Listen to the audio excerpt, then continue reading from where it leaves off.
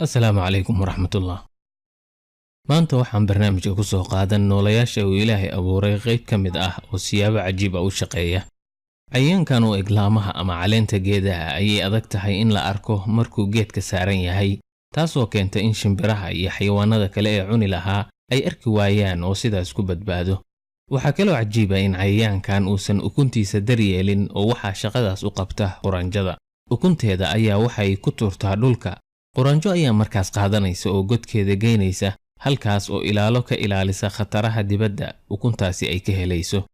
Quranjada ayaa waxay sidaas u samaynaysaa. Ukuntaas afkeeda waxaa ku dhagan maado subag oo kala ah oo soo jiidata quranjada si ay godkeeda u geyso. Oo cayayaankaasi markaasi si nabad ah ugu dhex korayo quranjada godkeeda ilaa uu ukunta ka soo dhex baxo oo markaas doonto geed uu ku koro oo uu ku noolaado. Cayayaankan kaliya maaha mid ilmihiisa cid kale ay u koriso.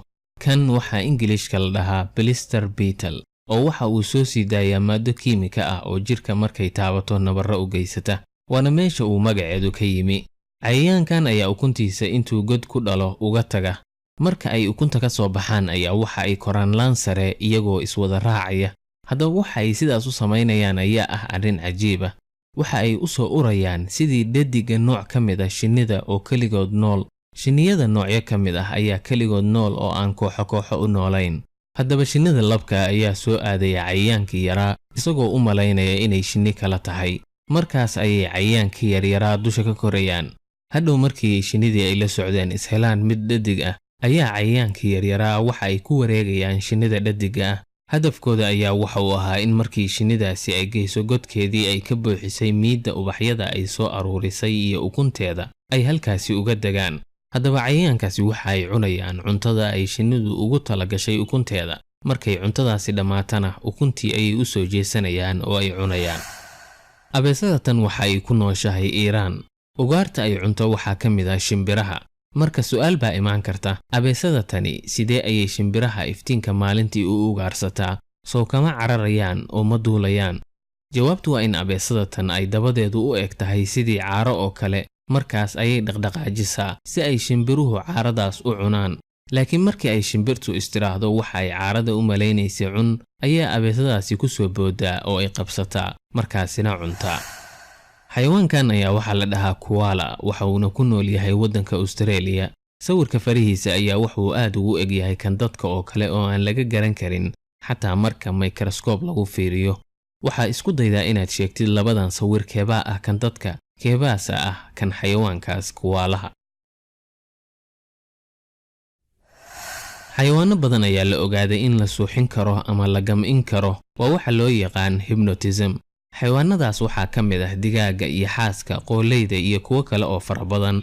Markii ficilo gaara lagu sameeyo ayay dhaqdhaqaaqa joojiyaan oo u ekaadaan wax suuxsan ama hurdo oo kale. Digaaga ayaa sidan loo suuxiyaa. Dhulka intii la dhigo ayaa qori oo kale la soo qaataa, markaasaa lagu xariiqaa indhahooda hortooda. Markii gacanta laga qaado, digaagadaas muddo ma dhaqdhaqaaqayso oo sideedii ayay ahaanaysaa. Xoogaa goortii laga joogo ayay soo kacaysaa. Xayawaanka dolphinka ama humbabarada ayaa waxaa la sheegay inay awood u leedahay inay garato markay dumarku uurka leeyihiin.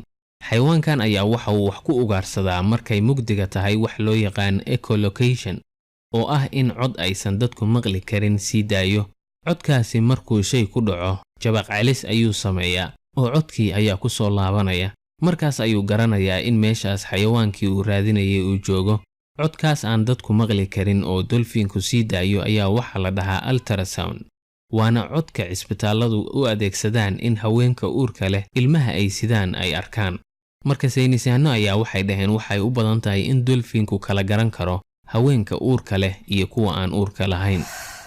Kalluunkan loo yaqaano bishinguduudane ama red lip batfish ayaa sida ka muuqata loogu magac daray bishimaha guduudan ee uu leeyahay. Kalluunkan ayaa waxa kale uu jecel yahay inuu badda hoosteeda ku socdo, oo jirkiisa qayb ka mid ah ayuu sidii lugo oo kale ugu socdaa.